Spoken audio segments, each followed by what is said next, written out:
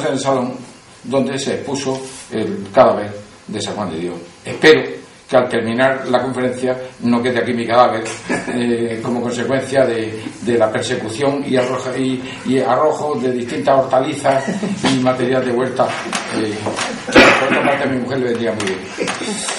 Lo que voy a decir hoy, en una conferencia anterior que me pidieron que hablara de esto, me dijeron a la última hora, fue en el Colegio Farmacéutico, va a venir a oírle la delegada de la Junta de Andalucía de Salud. Digo, madre mía, ¿quién cambia esto? Además de que no pensaba cambiarlo. Y le dije, bueno, no te va a gustar lo que voy a decir. Se cayó. Y cuando terminé, que no le pudo gustar en absoluto, dije, bueno, espero no haberte molestado. Dice, bueno, esto es un país libre y cada cual puede decir lo que quiera. En resumen, yo lo que voy a decir hoy es una tesis que luego va extendida, que es más o menos que Al-Ándalus no es Andalucía. Son dos cosas distintas que se parecen mucho en el lenguaje. Que Granada fue Al-Ándalus, pero no fue Andalucía. Que Granada es España y hermana de Andalucía, el Reino de Granada. Y que el Reino de Granada y el Reino de Sevilla y el Reino de Córdoba son España y hermanas, y España y ambas y todas las regiones españolas bellísimas, fantásticas, etcétera. No hay que hacer por el hecho de que yo estime necesario dividir esta autonomía en dos, que es lo que debiera haber sido. Pues que con eso estoy metiéndome con Sevilla. Yo he vivido en Sevilla 26 años, me he criado allí, y yo quiero mucho a Sevilla, pero también me gusta Asturias y los amo, pero esto no es Asturias, evidentemente. Siempre que se empieza en España a hablar de algo, hay que empezar a hablar por los fenicios. ¿Qué había en España en aquella época? Pues había en el sur, pues dos regiones que tenían incluso una estructura política. Es lo que es el sur de España, una zona que va del Golfo de Cádiz buscando Córdoba hasta meterse en V de Baeza, que era el Imperio Tartésico, que tenía sus reyes, su lengua y hasta sus poemas. Y luego la parte contraria, la que está debajo, que es todo lo que es sierra, desde el estrecho de Gibraltar, todo lo que es Granada, etcétera, hasta llegar al Cabo de San Antonio en Alicante, eso era la Bastitania. Entonces la parte del sur de España, parte es bética, pero gran cantidad de lo que luego fue Reino de Granada, por supuesto el este de Granada, el altiplano, Almería, etcétera, eso no fue jamás bético, por tanto no fue nunca guadalquivireño, fue cartaginense y dependiendo de la diócesis, archidiócesis de Cartagena. Al final hay un rey importante, que es Vigildo, arriano todavía, que unifica España. Es la primera vez que existe ya un reino de España como nación, no como una colonia que se llama Hispania, que se refería a una zona geográfica, sino a una entidad política que es Hispania. Pues naturalmente aprovechan los musulmanes, atraviesan el estrecho. Bueno, pues ellos venían de auxiliares para luego después volverse a África. Pero dice, oye, esto es mucho más bonito que aquello, lo de abajo es un Pelagartal, y aquí está el Valle de Guadalquivir, que qué hermosura. Y entonces dice, no, esto no me lo pierdo, y es lo que siempre se quedan y mandan. El estallido del califato de Córdoba, y entonces surge el reino de Granada, el reino de Sevilla, el reino de Badajoz, el reino de Zaragoza, el reino de Valencia, todos ellos con sus dinastías y con sus jefes militares que eran antiguos servidores del régimen de Córdoba. Entonces, ¿qué pasa? Pues que entre sí se dedican a matarse. Aprovechando que están dedicados a matarse, naturalmente, mientras tanto, don Pelayo había tenido tiempo de bajar a León, a Oviedo, luego bajan a León, empiezan a bajar, y los moros cada vez peor. Hasta que llega un momento que Alfonso VI, ya voy avanzando, toma Toledo. Golpe terrible para los musulmanes españoles, porque era la antigua capital del Imperio Godo, al cual ellos habían vencido. Era la capital de España de toda la vida, y ellos trataban de recuperar.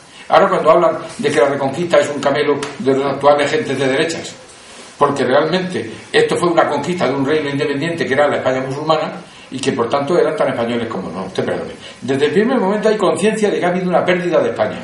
Se van reconstruyendo, se sabía perfectamente lo que había antes, y cada vez que se vuelve a una ciudad, si había habido diócesis, se vuelve a poner diócesis, porque se sabe qué era lo que había, es decir, se trata de restaurar España. Pues llaman a los almorávides, y los almorávides dicen, hombre, qué bien, pues vamos a pasar a ayudar a nuestros hermanos musulmanes. Desembarcan aquí, y de momento le arreglan una paliza espantosa a Alfonso VI, y ahí pierde su hijo heredero, que era hijo, por cierto, de Alfonso VI y de una hija del rey de Sevilla, musulmana, que se llama católica, la princesa Zaida, cuyo hijo Sancho, que era hijo de castellano y musulmana, sevillano, era hijo de sevillana. Pues muere en esa batalla siendo un chaval de 14 o 15 años. Era el príncipe heredero de Castilla. No consiguen llegar a Toledo, ni tomarlo. Y entonces les pasa igual. Oye, que esto es muy bonito, que esto es más bonito que el desierto, que nos quedamos. Pero esta gente, claro, dedicados a mandar a poner impuestos, que la gente cada vez los traga menos, y dedicados ya a tomar la afición al zumo de la uva, pues llega un momento que ya no aguantan más. Entonces surge otra tribu que ya no viene de más abajo del Atlas, sino del Atlas, que son los almohades. Y esto ya sin que les llame nadie, al revés, temidos por los que estaban aquí, que eran los almorávides, con capital en Granada. Granada fue capital de todo el imperio almorávid de España. O sea que desde Granada se gobernaba todo el Al-Ándalus, porque en ese momento han desaparecido los taifas y ha vuelto a unificarse, como en Córdoba, un único imperio musulmán, que era el imperio almorávid, capital Granada. Y al final mandan los almohades, más de lo mismo, pero peor.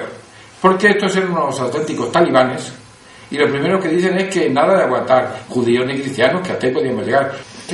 Los almohades hacen una degollina general de cristianos y judíos. No una paliza, no, degollina. Y dejan algunos que los trasladan en masa al Atlas. Y ahí acaban los cristianos del reino de Granada y los cristianos del reino de Zaragoza y los cristianos, porque Zaragoza hasta ahí sí se metían. Entonces, por el Levante suben más, pero nunca consiguieron llegar a Toledo como los anteriores tampoco. Bueno, pues no dejan ni uno, y los que dejan los embarcan y los mandan a Marruecos, donde acaban islamizándose. Sobre todo los niños chicos, si desde chicos los cogen y los educan en el Islam, pues se hacen moros sin enterarse. El hecho es que cuando se habla de Granada, don tierra de convivencia de las tres religiones, ¿de dónde saca usted eso? Si el cristianismo de España, del sur de España, desaparece con los almohades. El rey Al-Ahmar I, que era un señor de Jaén, concretamente de Arjona, que era Mohamed I, rey de Granada. Entonces, sale de su castillo y en persona, sin séquito y sin nada más, vestido de punta en blanco, se presenta a pie, vamos, llegaría a caballo hasta un punto, en el campamento cristiano, y dice: vengo a ver al rey, yo soy el rey de Granada, el rey de Jaén. Hombre, y le recibe Fernando Santo, que era un caballero, y llegan a un acuerdo entre caballeros. Es decir, yo he venido así porque me fío perfectamente de que no me van ni a coger prisionero ni a hacerme lo más mínimo, porque estoy tratando con un caballero. Y entonces llegan a un acuerdo que es que él compra la independencia de Granada mediante someterse como vasallo al rey de Castilla. Dice: bueno, muy bien, ya has tomado Granada porque soy tu vasallo, por tanto ya eres dueño también de Granada, pero no se te ocurra pasar de la frontera porque no te voy a dejar. Ahora, condición para poder yo seguir viviendo 250 años más, eso no lo sabía él.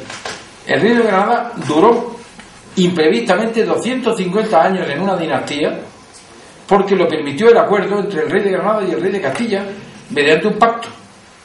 Y entonces el rey de Granada ayuda a San Fernando a tomar Sevilla con tropas granadinas y se establece en el sitio de Sevilla, en el castillo de San Juan de Alnazarache, donde estaba él con su caballería, impidiendo que llegara a Sevilla ni un kilo, no había kilos entonces de trigo ni de nada, y Sevilla se tiene que entregar por hambre. Toman las Andalucías. ¿Qué pasa? Pues que la palabra al-Ándalus es árabe y se refiere a España entera. Por tanto, Zaragoza fue al-Ándalus, Barcelona fue al-Ándalus, Tarragona fue al-Ándalus, Albacete fue al-Ándalus. Pero la palabra Andalucía ya es otra cosa.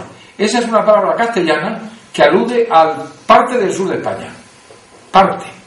Es decir, el valle de Guadalquivir se llama las Andalucías. Y no es que fuera Andalucía alta y Andalucía baja, o Andalucía oriental y occidental. Era exclusivamente el valle de Guadalquivir. Es decir, Jaén, parte, Santo Reino de Jaén, luego, Córdoba, Reino de Córdoba, Sevilla, Reino de Sevilla, y Niebla, hoy Huelva, Reino de Niebla. Y eso eran las Andalucías. Y luego al lado estaba el Reino de Granada, que era otra cosa. El Reino de Granada, que se ha establecido ya firmemente mediante la alianza y el pacto con Castilla, tiene su frontera. Y está todavía en los mapas: Castellar de la Frontera, Morón de la Frontera, Jerez de la Frontera, que es la frontera. Es decir, esto fue un reino con fronteras. La dinastía granadina, con todos los reyes que tiene, es la que ha tenido la más larga que ha reinado en España. Más que la casa de Trastámara, más que la casa de Borgoña, más que la casa de Borbón, más que la casa de Austria. No, ninguna ha tenido tantos reyes como la dinastía nazarí granadina. Eso no se dice, ni se sabe. El rey Carlos V. Y además decir, aquí me quedo y hago un palacio, que va a ser el palacio que va a mandar en España, en América y en el imperio. Es decir, aquí va a ser la sede imperial. Eso. Y además los reyes católicos, cuando toman Granada, toman un reino y lo incorporan como reino, que se incorpora a Castilla, pero como reino. Y entonces es curioso que en el escudo español actual está Castilla y León, Aragón, que era Aragón y Cataluña, y Navarra, y Granada. Es el único escudo que en la situación actual de autonomías está en el escudo nacional y en los títulos del rey, que es rey de Granada, entre sus títulos, rey de Castilla, rey de León, y sin embargo no ha sido recogido en la división autonómica.